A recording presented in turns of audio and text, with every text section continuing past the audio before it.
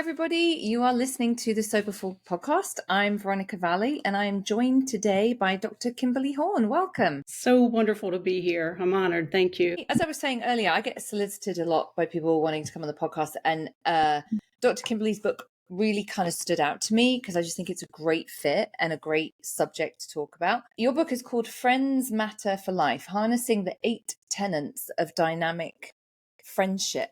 So really, really interesting topic. Thank you. Why did you write the book? So I think the book came to me really in two ways. As a scientist and research psychologist, and having done about almost 30 years of research and physical and mental health outcomes. One of the things that consistently has stood out in my findings is the importance of social connection in our social networks and our overall health and well-being. And to the opposite of that, loneliness and disconnection can have critical impacts on our overall well-being. So I think that paired with the pandemic, we all had time to think a little bit about connection and loneliness. I started to see my findings playing out in real life. And it made me think about how critical connection is and being able to be in touch with our friends and people that really matter to us, and how not having that, as we watch, people suffered even more during that time period. And I really believe that human connection is the antidote to loneliness and friendship. Human connection in the form of friendship is a resource that's available to almost everyone. Yes, to all of that. Yeah. I've been thinking about this a lot recently, and I think it's something to do with sort of being in my early 50s. Is first of all how quickly time goes. Yes. And how I'm realizing as I age, and you sort of like 52, 60's the next one. It's like, wow, the friendships that you build and weave over the years and time, I don't think we really appreciate the significance and importance of them when we're young. And I was thinking about all of the ways in our culture, we have all these different cultural ways to build these bonds and kind of stuff, and how valuable they are. And I guess let's start here, because I, as someone who is sober and been in recovery a long time, there's so many of us, we broke all of those bonds, right? I burn a lot of bridges. My husband has like friends from when he went to college, which is like 45 years ago. And those friends are like blood brothers. I don't have any friends from college because I burnt all those bridges. And I didn't have a lot of friends when I came into sobriety. So a lot of us are starting over. And I emphasize this again and again. The real life connection is, we need it like we need to breathe air. Yeah. Yeah. We should look at it like a vital sign. And we, just as we get thirsty or hungry and we recognize those things that happen in us and we take care of them, we should also tend to loneliness that same way. And it's so stigmatized to admit you're lonely. And that, confounded with the stigma that goes with addiction and recovery and treatment, you pile on top of that the stigma that's associated with admitting that you're lonely. Our society just doesn't handle that very well. And I think that we need to do better at recognizing that and really taking care of it as a vital sign. That's my takeaway right there. It is a vital sign. You're so right. I just want to read this bit because this is in the introduction to chapter 1, Introduction to Dynamic Friendship. In recent years, a remarkable discovery in medical research revealed that the quantity and quality of our friendships have a greater impact on our happiness, health, and even our risk of mortality than almost any other factor, second only to quitting smoking. That is unbelievable, isn't it? Yeah. Incredible. And having been someone who spent many years studying addiction, and particularly around tobacco addiction, when I saw that study, I was stunned to really think about the fact that loneliness and disconnection can have the same impact as smoking 15 cigarettes a day. And we, and particularly around, our society has lots of rules and scripts for romantic and partnered love and connection, but we don't have uh, we don't have standards or prescriptions for how important platonic love is in our Mm, lives. mm. It's so true. I think about a lot of this with my best friend. We message each other nearly every day, and she lives in England. And sometimes we don't see each other for 2 or 3 years, like the pandemic and stuff. And Mhm. um, we're just, we're peers, and we share, like, we're going through the menopause, we're sharing that. And Mhm. sometimes I think I worry about her because I'm like, she needs to live into her 80s because I can't. Who am I going to laugh with and moan about the stages of life with if I don't have her? It's so valuable. That research about how it is, detrimental, like we won't live as long if we Mhm. don't have these Yeah. connections and friendships I was mean, really mind blowing. our cognitive development Mm, and how that flourishes and maintains itself, our physicality, our risk for stroke and heart disease and blood pressure and stress and anxiety and depression, friendship impacts all of those things dramatically. it's interesting because I have children in school, and when you are young, everything is set up for connection. I mean, there's the school, there's the neighborhood we live in, there's kids, there's Mhm. clubs, there's fraternities, there's band, there's this, there's that. It's so easy when you're young. It's so much harder when you're older and you've not got those connections or those vehicles or avenues, isn't it? Yeah, and I've been talking about that quite a bit lately and how our friendships change with the stages of our lives. Mm, And when we're younger and in high school, as you said, the environment in our society is really built around connection and being together in groups and activities. Even when we go away, for those who go away to college, we live with our friends, mm-hmm, right? mm-hmm, But then something happens around, mid-adulthood, around, the early 30s, and friendships really begin to take a dramatic change at that point in our lives because a lot of people are really digging more deeply into their careers. They may be choosing to have children. They may be relocating. Those things interestingly, they do create some barriers because people's schedules are very busy. They're very packed. They're focused on, and a lot of times in that age, we're focused on others in a very different way. And then when we hit from our 50s and moving into what they now call the young old, which is around 59, 60 years old, life hits us with lots of other changes. And mm, we may be, maybe we're escalating in our careers and climbing the ladder, or maybe we're thinking about slowing down and retiring. And when people retire, they lose that built in community that they've been maybe seeing every day. I mean, those work friends are very critical.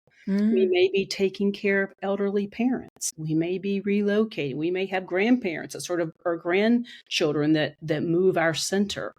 So, one of the things that I think is really important is to figure out and to recognize where we are at these different life points and stages and look closely at what we have and what we're missing and how we can intentionally seek out those people and connections and sort of slots in our lives that no longer are fulfilling. Yeah, it's about intentionality, isn't Yeah. it? I talk about this a lot with my clients because when I got sober, I just didn't really have any friends, and the 12-step fellowships were my source of that, and how we have to work on it. And like, I've just recently moved to a new place, and I have lots of friends, but not good friends geographically where I live. And Mhm. I want to invest in having good, like, I like to have girlfriends, I Yeah. just love Yeah, me to have, too. right? Yeah, me too. So important. Isn't it? There's just nothing like it. And roughly the same age, going sort of through roughly the Mhm. same experiences, it's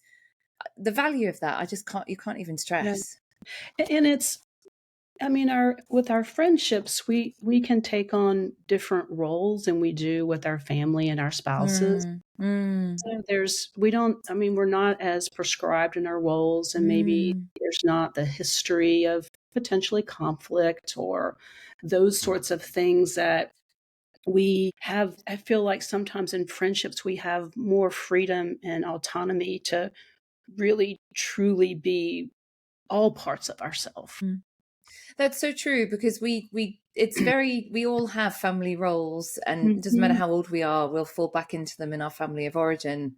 mhm, And you can be like the baby of the family. Like I was the black sheep of the family.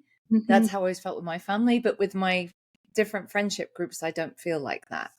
Yeah. And I think just taking it back to, recovery and addiction for a minute, I think sometimes that when people are struggling with addiction and even moving into recovery, that a lot of times that addiction can strip self-worth. And friends help us get that back. Yeah.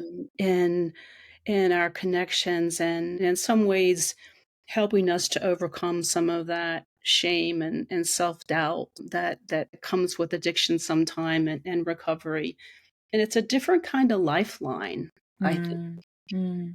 Um, and it's, as you know, I mean, that kind of chronic loneliness and that kind of shame and doubt and feeling like you're not worthy of loving, caring, compassionate friendships can get in the way sometimes of pursuing friendships. And I think it's important to, and that's one of the things I write about in the book, not necessarily related to addiction per se, but making friends and connections is intentional, and it requires skills. And we all need a friendship skill brush up from every now and then. And I think that, we, during the pandemic, because we have been not connecting with people in ways perhaps that we did 5 years ago, which is hard to believe we're now moving on 5 years since that all unfolded. I think we're still working at refining our skills and how we approach and connect and go deeper with people. Okay, so this is on that note. So here's the thing, everything you've said. The thing about friendships is we have to deal with people. Mhm. What we're talking about is dealing with people, and difficult people, and conflict, and Mhm. like to really have the friendships that we're describing that we need, Mhm. you need skills, Yeah. right? Yeah. And that's one of the things with this book. I really wanted to take it back to the basics because, I mean, maybe we were taught some social skills growing up. Maybe we weren't. Some people say that they got a lot of it, some people not so much. But I feel like when we reach this place in adulthood sometimes that we start to neglect the basic skills of communication, of listening, of how to start a conversation, how to end a conversation, how to show up, really show up in tangible ways for people when they're hurting, how to be empathic, what to say, what to do. And I provided a lot of those very, as you know from reading the book, those very intentional, very focused skills Mm. around those 8 tenets. Can you tell me what the 8 tenets are? I'm gonna try to remember them and may get you to help me. So the first is identifying. And identifying, I like to think of as really conducting an inventory, thinking about recognizing who are the friends in my life, where am I missing people in my life that I need, because loneliness really lives between what you have and what you want in terms of your social connection. Mm. Next is, I believe, is communication, and Hmm.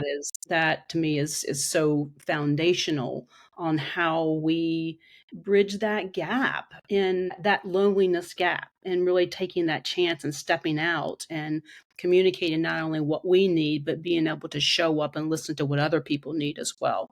Mm. Trusting is very important, obviously, and I think as we talk a little bit about recovery, that trusting requires being vulnerable and not only showing up for others, but letting others show up for you.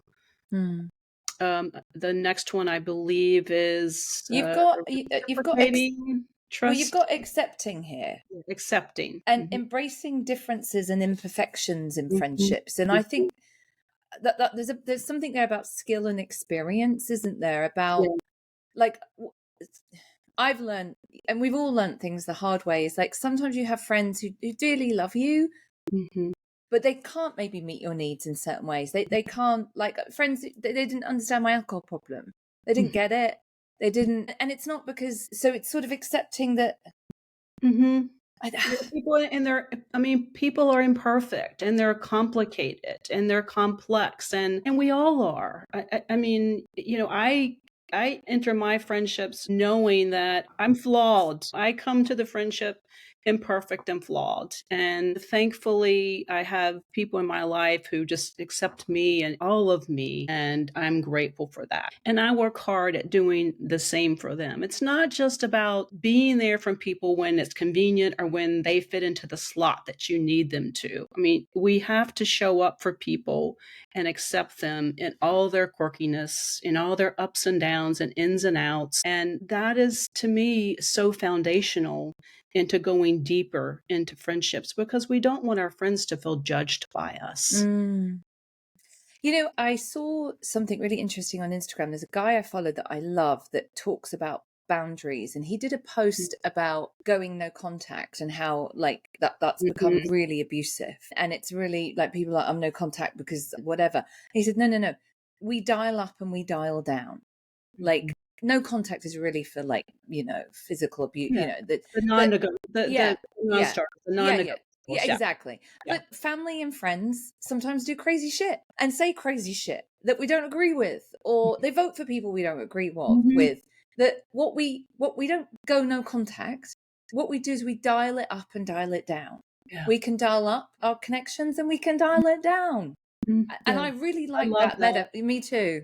I wanna remember that. I like that a lot, and as you can imagine, that question has been asked of me a lot lately. Mm, How do we accept, how do we deal with friends or, people in our lives that we love and care about who we don't agree with their political or social views right now. And I'm not talking about strangers. I'm talking about people that we love and care about. mm, And I love the dial up, dial down because I think there's lots of there's lots of area in there that allows us to continue to have a relationship with someone and to try to understand where they're coming from without quitting them. I mean, we have yes. such a cancel culture Yes. in our society. And I think I've really broken it down for me. And this is something that I've been applying in my own life as well, that there are three choices. One, we can choose to spend time with those people in our lives and agree that we are not going to focus on those things that divide us. We have a shared history. There are things we enjoy doing together. We have common values around a whole host of things. And for now, we're going to focus on those things together. The second option is to mutually agree that it's important to discuss those places where there are differences Mm, and to do those safely with boundaries, mm, whether it's a safe place, in public, a time limit, a specific topic, and then maybe agree to maybe start the conversation. I call it the sandwich approach. Maybe you start mm, it with something that's agreeable and positive, and then you end it with something that's agreeable and mm, positive. And with the assumption that at any point, if the conversation gets uncomfortable, that you both agree that you can end the conversation. mm, And then the third option is to pause that relationship temporarily until you can find the space to get more in touch with your peace and figure out how you want to approach it. And mm. sometimes a pause is enough. And again, I'm not the relationships that are abusive, toxic, caustic, that's a non-starter. That Yeah. is that to me, that's not in the dial up, dial down. Yeah. So there's a lot of room, and I've been thinking about how we approach people that have differences of opinions, views, actions than our own. with an effort to understand and to really think about kindness as resistance. Because and maybe this is a little off tangent, but I talk about kindness a lot in the book because I think it's so fundamental to how we connect with people. Mm. And when you think about it, I really believe most people want to be kind because the opposite of kindness is cruelty, and the mid ground is indifference. So I really believe that if we can get to a place where we can move some of that indifference towards kindness, that we will connect with people in better ways. And we have to have dialogue. I mean, that's one of the most important ways we're going to come together to mend our differences and to heal our Mm. differences right now. That's really interesting. I feel like be kind has almost become abusive Mm. to some degree. I mean, yeah, I'd love to hear more about that. And kindness is also a perception that Mhm. what we perceive as a kindness can actually be cruelty. Mm. And I think it's almost be kind is about shutting people up and controlling people. And I agree, as a quality, of course, kindness, we can choose kindness and in Mhm. so many cases, kindness is the right choice. I tell Mhm. you what I'm thinking about is Okay. about grace, is Yes. allowing people grace. Yes. Yes. I like that, and I think that's very important too.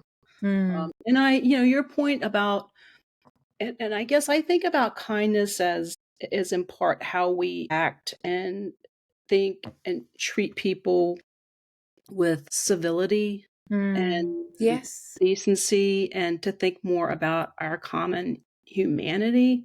Mm, Um, but I think grace has been on my mind a lot lately me too. too. Yeah. Yeah. Uh, Extending grace, like, mhm, because I need grace, mm. because I will fuck up Yeah, and yeah, I will do things wrong and I will say things wrong. yeah. I Um, think I mean, I agree, and I hope that people will grant that to me as mm, well. mm, Yeah, and I'm very interested. I hadn't really thought about kindness as being also perceived as abusive. So I'm thinking that my wheels are turning a bit right now. I'm thinking about that. yeah, I've been thinking about it a lot. I Mhm, had this conversation a while ago with someone about, and I'm like, but kindness is a perception. mhm. So, random example, years ago in parts of China, mothers would bind their little girls' feet to make their feet delicate and Yes, small because yes. then they'd attract a harm. And that was a kindness. They were doing them a kindness. It was Mm, kind to do that to your female child so they mhm. could attract a better husband and more money. But I again, see. I wouldn't view that as kind. Like Yeah. there's so many, yeah. Yeah.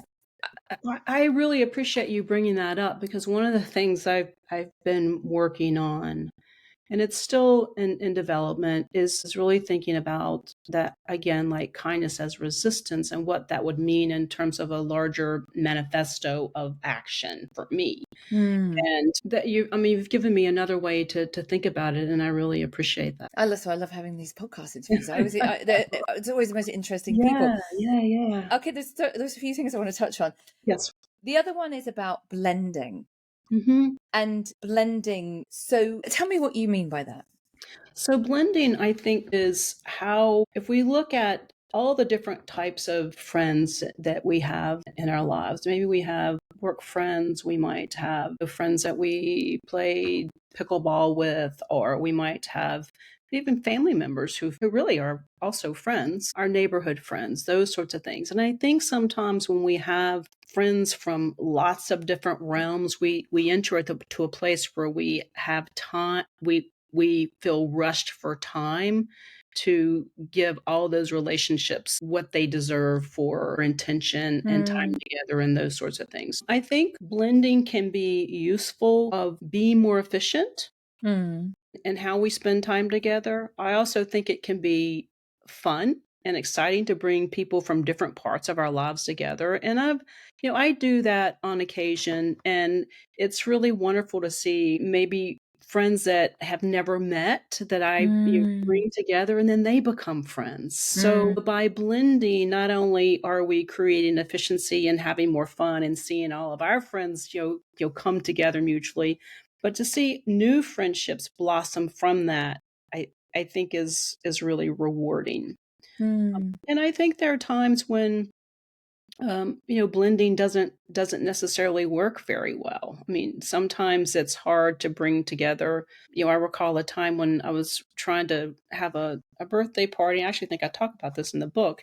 And I was trying to decide. I wanted to invite all my my work friends and some friends from and also my family. And it's something I just realized that I didn't think all that was going to blend very well together because some friends don't really want to hear about your family history stories and all of those things. So, I think you kind of need to read the room and think about the type of people, their energy and personalities and who might work together. Mm. So, yes, those sorts of things. Blending can be a lot of fun. I was also thinking about generations as well. I was reading a book, and I can't remember which one it was now, about how I read a lot about, because I have kids, like raising kids, and like for a long time we had like we'd all sit around the dinner table and there'd be grandparents, and like Mhm. we've kind of like called, like now we've got the children's table and the children just sit with the children, and the adults do I adult sat at things. one of those. I don't know about you. Yeah, and how there's so much value in the blending of different Yes. generations. Yes. And I think I speak a little bit about that too, but in this country, we haven't historically been very good about blending intergenerational friendship. Mm, And I think that those kinds of friendships feed each other in such important ways. And as we get older too, and talking earlier about those different life stages that we go through, I think as we get older, those intergenerational friendships become even more important. I mean, not just yeah.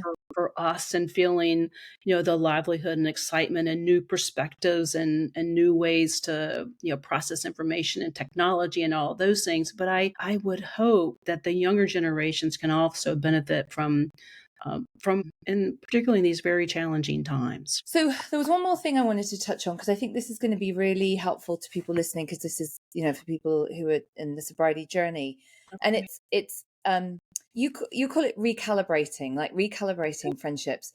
I always talk about when with my clients, when they get sober, there's a renegotiation of our Yeah. friendships. Especially, like, we always used to meet, we have a liquid lunch, share a couple of bottles of wine, and like, I still like this person, I want to hang out with this person, but I'm not going to do that.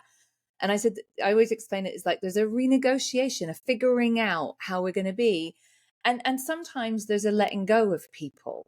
That's always the hard thing, the difference, isn't it? It's like when it's Yeah. a romantic relationship, they're sort of a bit more clearly defined. But Mhm. sometimes we sort of, I guess I don't want to say break up with friends. I want to use that. We sort of dial it way down. Yeah. Um, I mean, there has been a lot of discussion lately about friendship breakups and Mm, friendships ending or friendship breakups, whatever you want to call it, it's a unique and different kind of pain. yeah.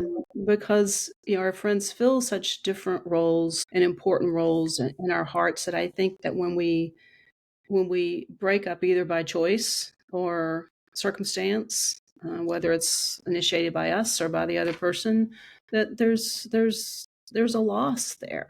And Mm, most of the time, and the research shows that most of the time, friendships without a direct communication, that they just sort of fade. And mm, it's not it's more typical for someone not to have the conversation about ending the friendship than it is to have the conversation. And I don't know if that may be a little bit different as someone's going through recovery, mm, if those are direct conversations that are planned and intentional to have. But I think that it's important to recognize that not all friendships are intended to last forever. yeah. And that's in or out of recovery. I mean, Mm, we have to give ourselves permission to know that friendships can serve certain points and places in our lives along our life stage. And when they end, again, by choice or circumstance, it doesn't mean that they were never important or that they didn't fill a very important need in our lives in a given time. They just don't serve us anymore. That was a beautiful explanation. And I just would encourage everybody who's in the sobriety journey, even just to get this book, to get that chapter, Yeah. because that's exactly it. It's the sort of, we're not all going to be friends, right? And it's okay. We need to give ourselves permission to let go or to be let go of. Yeah.